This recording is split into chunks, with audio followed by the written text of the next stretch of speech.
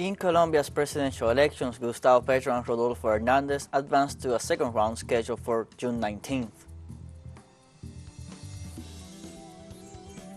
The president of Turkey, Recep Tayyip Erdogan, expressed on Sunday his desire to engage in a new round of talks with his Russian and Ukrainian counterparts.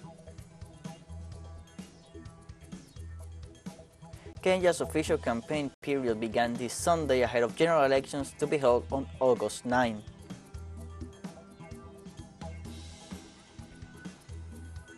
Hello, welcome to From the South. I'm Luis Alberto Matos from the Televisa Studios in Havana, Cuba. We begin with the news. With over 99% of the voting stations reported, presidential candidates Gustavo Petro and Rodolfo Hernandez advanced to a second round scheduled for June 19th. So far, the formula Gustavo Petro Francia Marquez is leading the pack with 40.32% of the votes, followed by Rodolfo Hernandez and Maralén Castillo with 28.15% of the votes.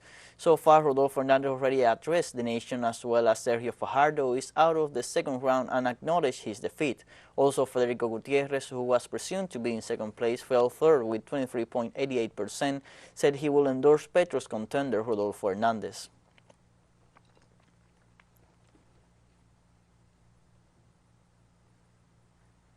After finalizing the counting of the votes in the first round of the Colombia's presidential elections, one of the candidates not continuing to the runoff, Sergio Fajardo, congratulated his fellow running mates and wished them the best with the task ahead.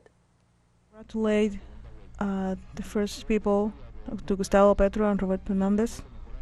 I wish them the best. They have a huge commitment with Colombia. And as I always say, we have to know when to win and to defend. I have no remorse, no complaint, and I wish them the best for our country.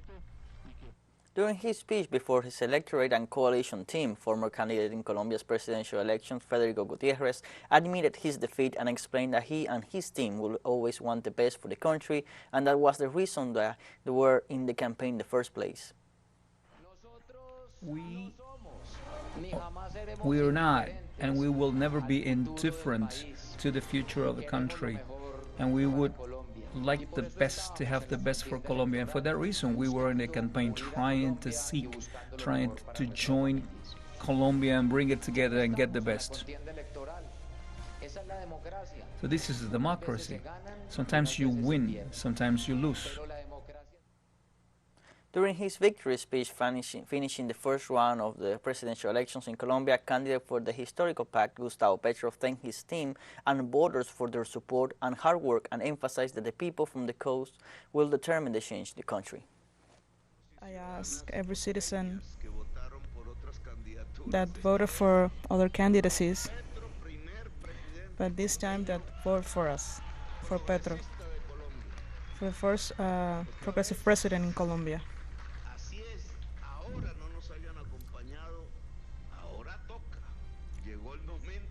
Now is the time that the coast determine the change in Colombia. This is an invitation I made for you, for all this community that I love so much, the community of Gabriel Garcia Marquez, the community of my parents and my grandparents. Of the General Director of the Colombian National Police, General Jorge Luis Vargas Valencia, regarding this first institutional balance on the election day.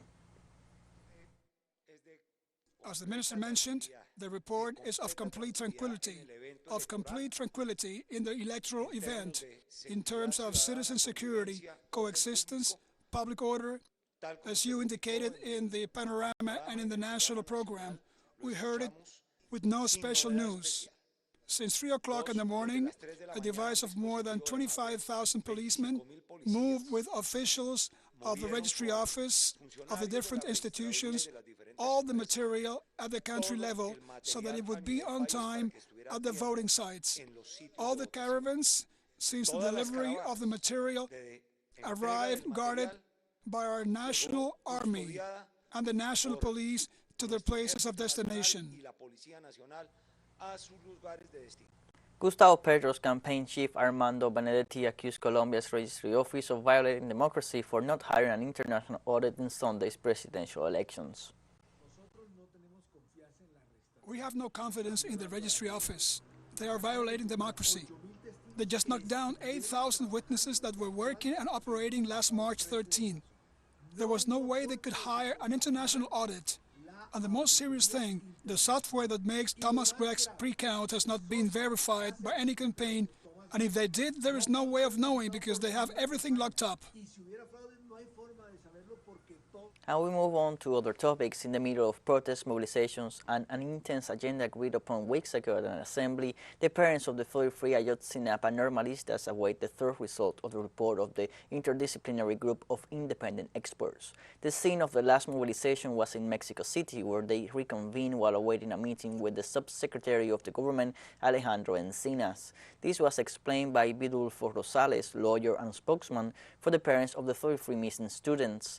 For his part, Meliton Ortega, a spokesman for the parents, has stated that there is some confusion because almost 7 months have passed since the meeting with the President Andrés Manuel López Obrador, and the agreement established at least one meeting a month.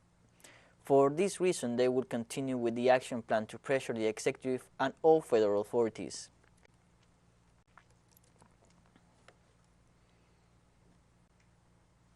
A 45-year-old French citizen was kidnapped by 2 armed men in the streets of Port-au-Prince, the capital of Haiti. According to French media citing versions of Haitian authorities, the kidnapping occurred at 17 hours local time when 2 armed men forced the citizen to get into a vehicle. It was learned that several neighbors tried to prevent the abduction, but the criminals fled violently. The Caribbean nation is experiencing an unprecedented wave of crimes and violence in which kidnapping and armed confrontations stood out to their frequency and the number of national and foreign victims registered in the statistics.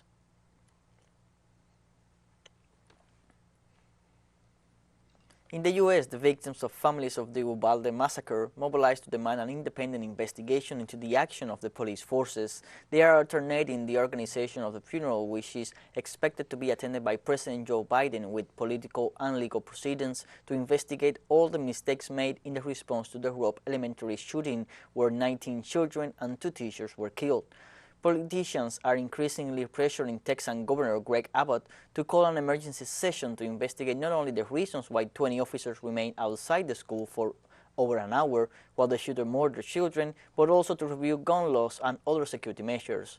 In this regard, the nation's Vice President Kamala Harris, while attending the funeral of the victims of another shooting in Buffalo, called for banning the sale of assault weapons and uniting against violence.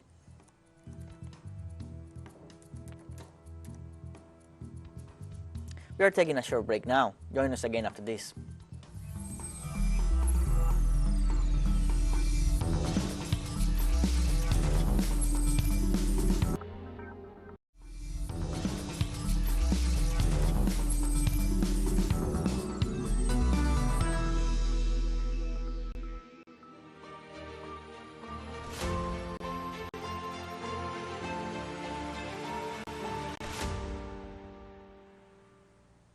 Welcome back to From the South. The President of Turkey, Recep Tayyip Erdogan, expressed on Sunday his desire to engage in a new round of talks with his Russian and Ukrainian counterparts. The Turkish president stressed his wish that the conflict in Ukraine would end with a peace agreement as soon as possible, while warning that the current events indicate that there is no progress in this direction.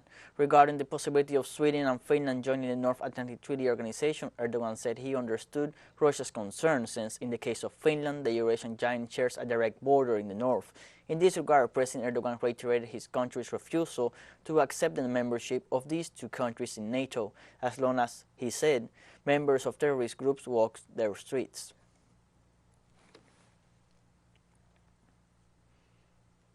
The Russian President Vladimir Putin reiterated to the leaders of France and Germany his readiness to resume the dialogue with Ukraine.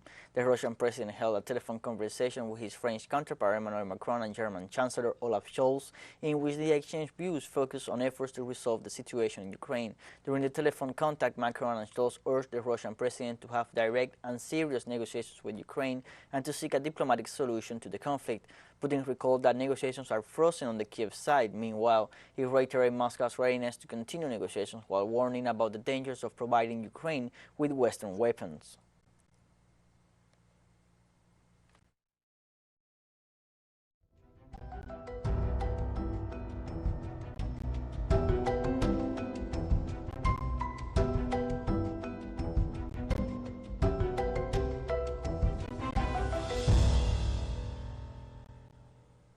At least 84 people have died and 56 went missing due to heavy rains, landslides, and floods affecting East Brazil.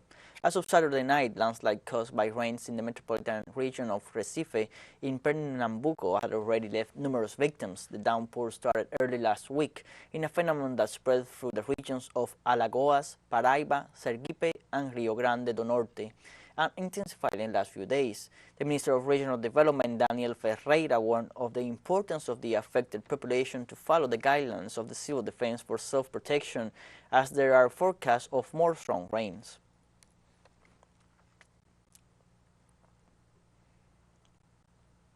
The heavy rains that have affected Guatemala since the beginning of May already caused 9 deaths and left over 600,000 people affected by floods and landslides, according to the balance delivered by the Civil Protection Three Sisters in the indigenous community of Huehuetenango, and a family composed of a mother and her 5 children in Tucuru are the fatalities left by the torrential rainfall, especially in the northern departments of Petén and Alta Verapaz. In the latest report from the Disaster Reduction Coordinator, more than 562 houses are already affected, 3 schools and 33 roads, some of which are practically destroyed. Authorities renewed the alert calls due to the amount of water that has fallen in several areas of the Central American nation in the last hours.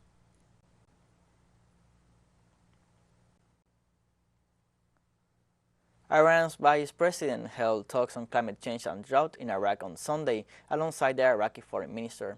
Ali Saleh, vice president of Iran and chairman of the Iranian Environmental Protection Organization, met with Fuad Hussein in Baghdad, as well as discussing climate change and drought. The talks focused on attempts to combat sandstorms, which have hit both countries in the past week. Hussein said the discussion was about how to cope with this climate phenomenon on national, bilateral, and regional levels.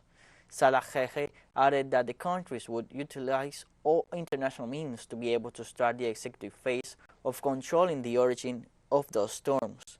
The Iranian delegation is expected to meet the Iraqi Prime Minister in Baghdad later on Sunday.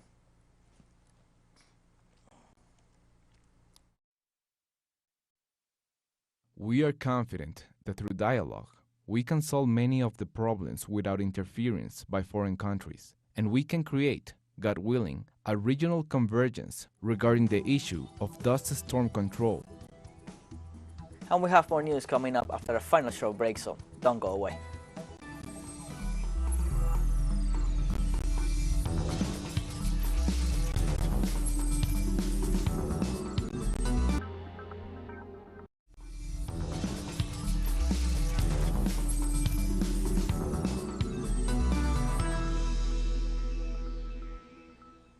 Welcome back to From the South. Kenya's official campaign period began this Sunday ahead of general elections to be held on August 9th. In line with electoral guidelines, the official date when campaigns begin also marks the end of candidates' registration for the presidential, senatorial, and parliamentary positions. The main presidential contenders, Azimio presidential candidate Raila Odinga and Kenya Kwanza candidate William Ruto, have already begun to woo their voters.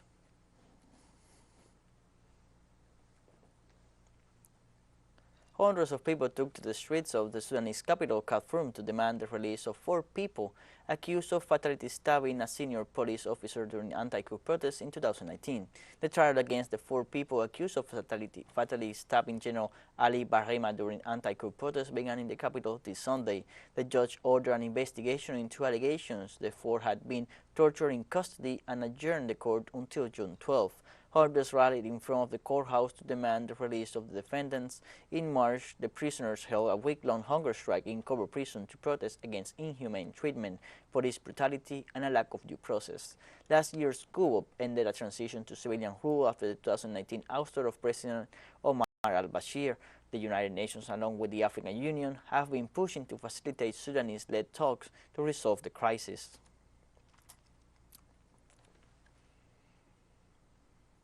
Nigeria's former vice president, a stalwart of the opposition, People restored unity after winning primary elections and being named the party's candidate for the 2023 election. Nigeria's main opposition party on Saturday named former vice president Atiku Abubakar as its candidate for the 2023 election to replace President Muhammadu Buhari. The 75-year-old former vice president and northern Muslim has made numerous bids to capture the presidency of Africa's most populous country. Abu Bakr won most ballots from the People's Democratic Party delegates who voted in a primary election in Abuja on Saturday, beating a challenge from River State Governor Esenwo Wike.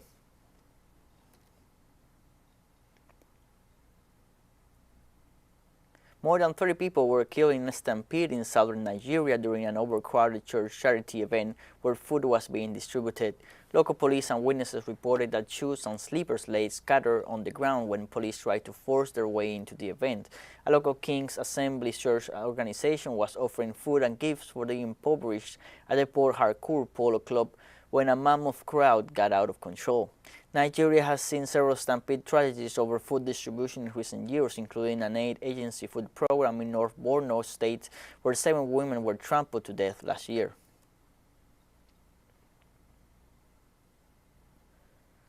Dozens of Palestinians were injured on Sunday due to the clashes with Israeli forces at the Houwar checkpoint south of Nablus in the occupied West Bank.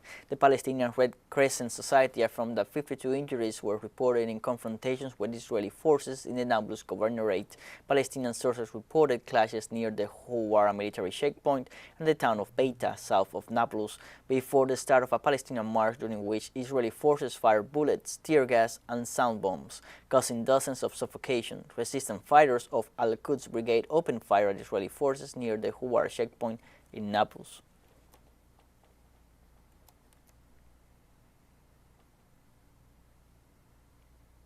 Chinese State Council and Foreign Minister Wang Yi and U.S. Premier and Foreign Minister Dalton Tageladi met via video on Sunday, with both sides pledging to deepen bilateral cooperation, including the Belt and Road Initiative. During the virtual meeting, Wang said that China and EU have seen their relations develop smoothly with mutual respect and support since establishing diplomatic ties, noting that they have established bilateral comprehensive strategic partnership and signed documents on jointly building the Belt and Road. The high Chinese official said China has become NEW's second largest trading partner. One is in Fiji for a visit, and they share the second China-Pacific Island countries for a minister meeting scheduled for Monday, which is part of the agenda for his current tour of Pacific Island countries.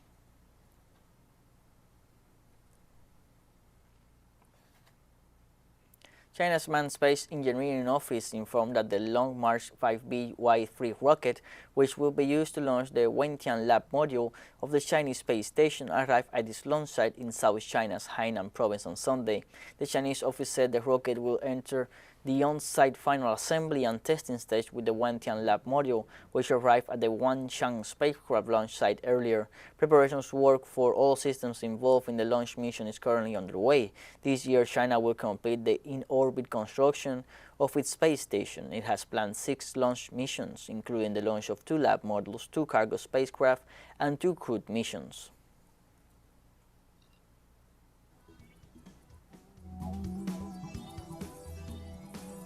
And we have come to the end of this news brief. You can find these and many other stories on our website at telesurenglish.net. You can also join us on social media: Facebook, Twitter, Instagram, and Telegram. For Telesur English, I'm Luis Alberto Matos. Thank you for watching.